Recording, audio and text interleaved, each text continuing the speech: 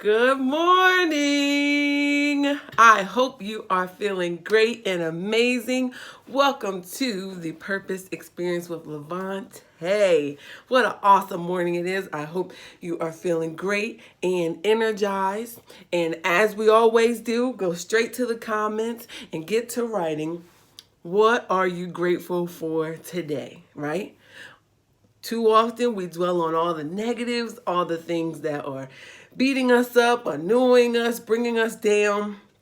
But imagine just starting your day off being grateful and acknowledging just how good life is being to you. So what are you grateful for today? And I'll go through mine. I am grateful, one, for you guys and the support that just my Facebook family gives whenever I have a question about something. I went to Facebook the other day with regards to finding a venue for an event, and boy, did you guys come through, and boy, did I book the venue. So thank you so much. It is for our Girls Academy celebration, and we are super excited. I am also grateful for, and this is going to sound crazy, the dentist. I went to the dentist yesterday, and I don't think we pay enough attention to the power of a deep cleaning. Now, your girl was behind on her deep cleanings, but a lot of us, I'll speak for myself, but I think it could be true. A lot of us kind of sleep on how often and frequent we should be visiting the dentist, not realizing that if your smile is good and you're happy and proud about your teeth and your dental hygiene, that's going to increase how you feel about yourself, your esteem. And remember, it all goes back to your mind and your mental health. So we definitely want to continue our habits there, but I'm grateful for, I told that dental hygienist yesterday, look here, this is good and terrible pain at the same time, but it felt good overall.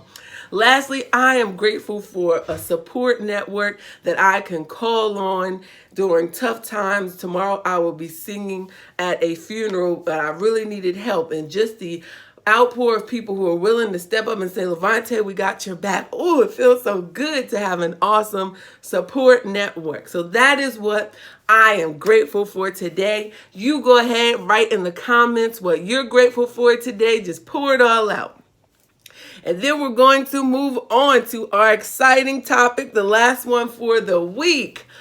Are you the toxic one in the relationship? So first we looked at, are you in a toxic friendship? Then we went to, are you in a toxic relationship, situationship? Now today, inspired by my friend Aaron, the question is, are you the toxic one in the relationship? Now the difficult part is, we don't like to be called out on our stuff, right? But we can't change what we won't acknowledge. Do you feel me on that? Right? I feel you if you do. We can't change what we don't acknowledge. And even, we could be the best of people. And to accept that you are the toxic one in the relationship does not say that you are a horrible person. You just need to throw your whole self away. No, it means that you need to make some changes in order to produce a more healthy relationship in your life, whether it be in the friendship or the love relationship component. And your girl had to be honest with herself, because I wrote my notes down. You guys know how I do. As I was going through some of these characteristics that point out, are you the toxic one? I said, ooh, baby, hit some points. But again, never do I look at myself as perfect. And I'm always looking to grow and be better. And after reading some of these, and I'll tell you the ones which stung me, I said, oh, you gotta get in shape. But again, the fact that I could accept it, I could be a critic of myself, I could acknowledge that I have some things to work on is the component. So I want you to take the time now and say to yourself, am I able to accept that there are some things about me that I need to change? A lot of times when we don't see movement in our therapeutic relationship, it comes from the fact that people just aren't ready. You're not open. You're not ready to be self-reflective and really call yourself out on some things. And in not being able to do that, you become stuck.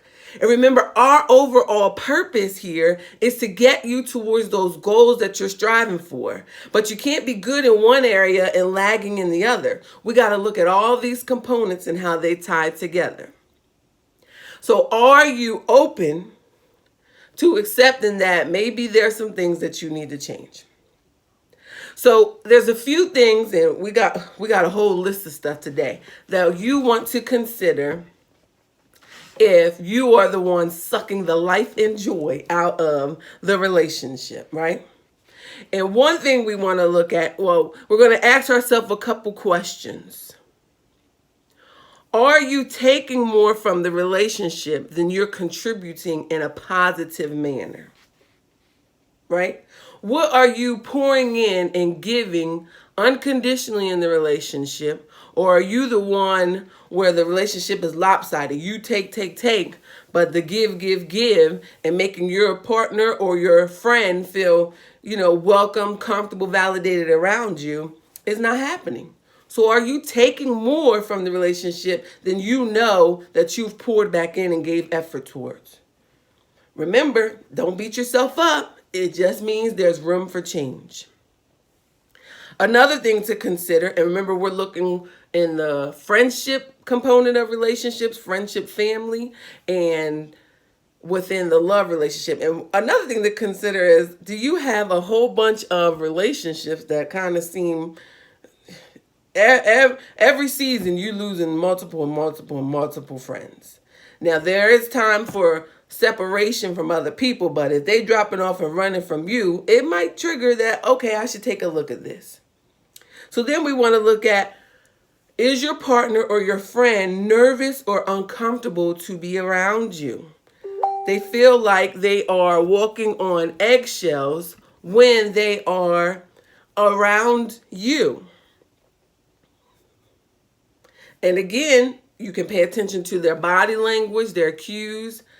And at times, if you find they're kind of spending less and less time around you, that should trigger something like, what is it here? Another thing, do you have control issues? So this is, I'm going to be honest, this is where your girl had to look at herself. I know that I have control issues. Anybody else say control if you feel like you have control issues too. Because for me, and a lot of us, we get anxious, we get worried when things are outside of our control. So we hold tight to try to keep the control, not knowing that, well, you can't control other people. And most of the time, other people don't want to be controlled. They want to work with you. They want to compliment you. But if it's your way or the highway, people can't deal with that. So are you the controller in the relationship? And now we're going to get a little more technical. Now, we know that we like to cut up sometimes, and this is going straight to relationships. This isn't the friendship part. Question this. Do you withhold affection or compliments if the person doesn't do exactly what you want them to do? Exactly what you want them to do. So do you not validate and pour into your partner just because they didn't clean up the kitchen like you wanted, or you in your mind wanted them to get you flowers, they didn't do it, so you ain't giving them no compliments, no validation, no love, no affection. You being petty. Do you do that? Because if so, that is a toxic behavior. And again, you need to be open to accepting it and making adjustments. The next one is, are you passive aggressive? And a lot of us, we exhibit this trait, right? You act mad. You refuse to tell the person what's going on. And you know how I know you do this? Because you text your friends and say, this is what I'm doing. And don't cut up now and try to act somebody that just hit something. You text your friend and say, well, they did this, but I'm not telling them why. I'm just ignoring them. And we give them the silent treatment, right?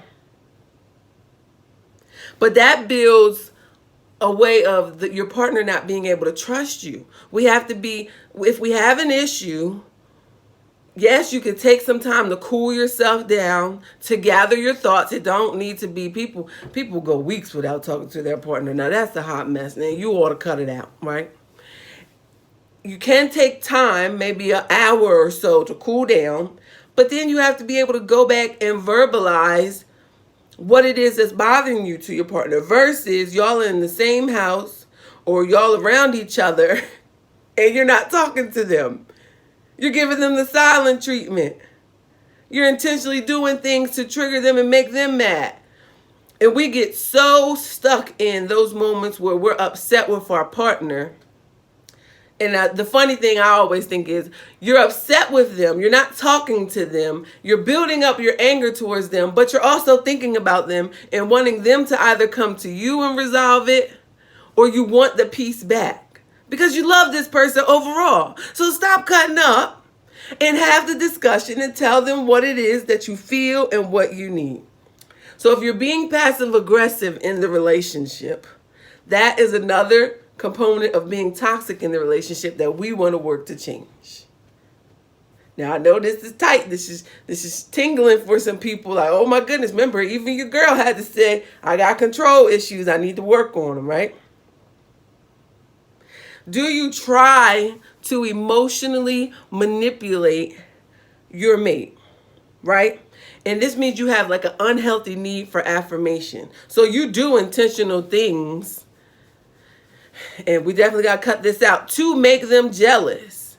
You still talking to someone. You got people in your inbox. You're telling them about it. You're wearing stuff that you know you only doing it because you want some extra attention. But it's not that it's something you would normally do. You're just doing it to make your partner jealous because you need them to, oh, baby, please, or, oh, give me attention. Or, we got to cut that out.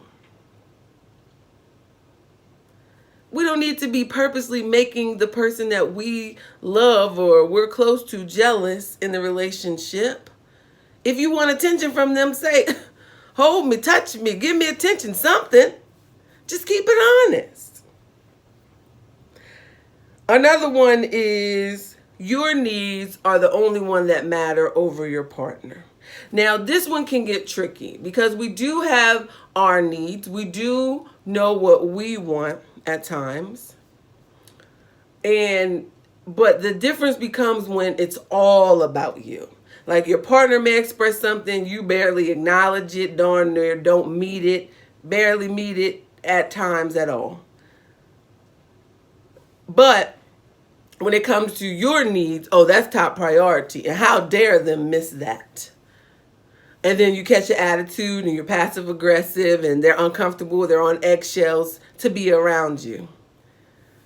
Again, you have to be open to hearing these things so that you can change. We can only change what we will acknowledge. And this whole time has been about self-reflection and noticing what I can do to make myself a better person. So what does this look like, right?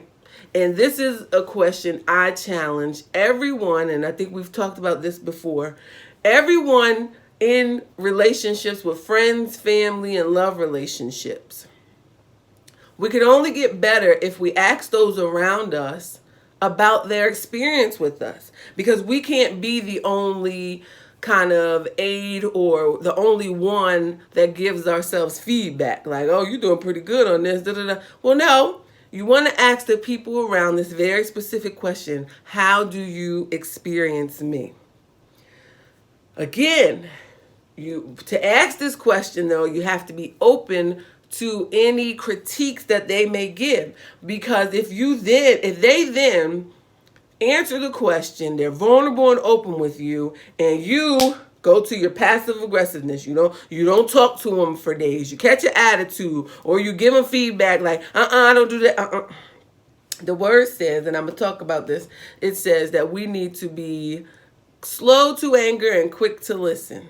I might have reversed those. But either way, it means shut it and accept and listen to the feedback that people are trying to give you. It may sting.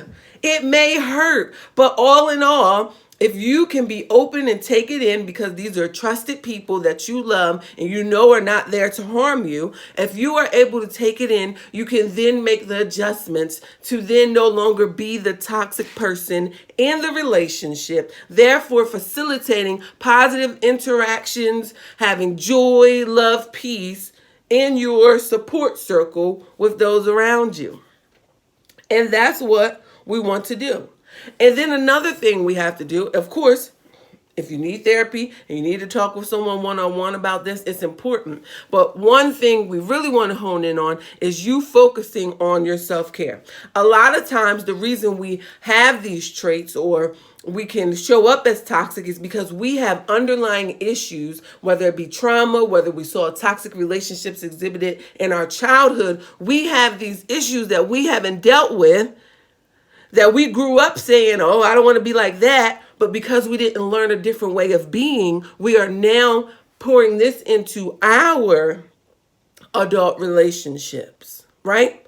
So to focus on self-care means to look at, I have these underlying issues that I need to work through in order to be the best person that I can be in a relationship. And a lot of times we're so afraid to go back to clean up that trauma, to clean up that past, to say, well, my parents didn't have this right, or my guardians didn't have this right, or my childhood did not have the best start, that we just take it. It's like a whole ball of confusion that we take into our adulthood and expect different results. That was for a very specific person. If you didn't have all that, that's okay. But we have to look back and acknowledge and focus on our self-care, because we want our mind, body, and soul to be aligned in order to be the best version of ourselves. And then we want to work on just flat out empathy, compassion, and concern, and showing that towards other people. If you focus on not what people can give you, what you can pour out, what you can give in the relationship, we would be in a much better place. A lot of times we look to put the blame on other people. I almost did that yesterday too, when I didn't wake up on time. I was like, who am I going to blame for this? But instead of putting the blame, you should take on the mindset of, I have to be responsible for myself, right?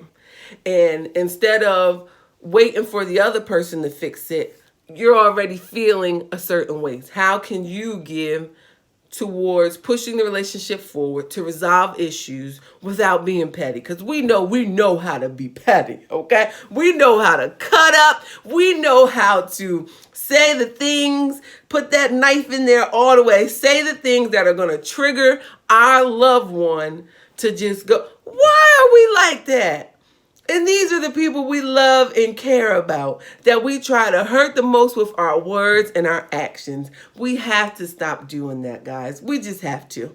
Because one, we're messing up their peace. We're throwing our own peace off. And if you're so focused on the negativity, and if you're bringing out toxicity, how are you focusing on those goals that you want to achieve this year?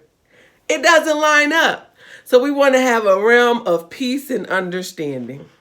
So again, if the thing to take away is, we can't change what we won't acknowledge.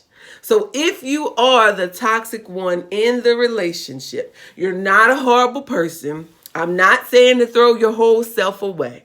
I'm saying be open to the criticism and open to change these behaviors about yourself. I'm going to look back at my notes to make sure I covered everything. I think we are good to go. If you have any questions, please make sure to let me know. This will be our last one for this week, because tomorrow I will be focusing on my self-care. I'm so excited, going to get a massage. Everyone should add massages into your monthly routine. I mean, if you can do a weekly, power to you. but at least your monthly or bi-monthly routine, because they feel amazing. And don't forget that if you want a one-on-one opportunity to discuss your goals, we have the Purpose Experience individual level for $80, and we will just set that up. I have one coming up this Saturday. And then we have the group experience. It's for $60 on February the 20th from 9 a.m. to 11 a.m. It's where we're really going to pour in, talk about those goals, and figure out what are the obstacles that block you, what are the fears, all the stuff we've been talking about that block you from getting to where you want to be. Share this video out. I hope it helps someone to be able to reflect and think about, how can I improve as a person to be better in this world. Have an amazing weekend. Again, we never know if the Lord going to say, Levante, you're supposed to come on tomorrow, but my intention is to rest, but we shall see. Have an amazing weekend on purpose. Share this video out if you feel it had a good word, because the main goal is to help just one more person to be a better version of themselves. Have an amazing weekend, and I will see you guys when I see you, is what I'll say. Bye-bye.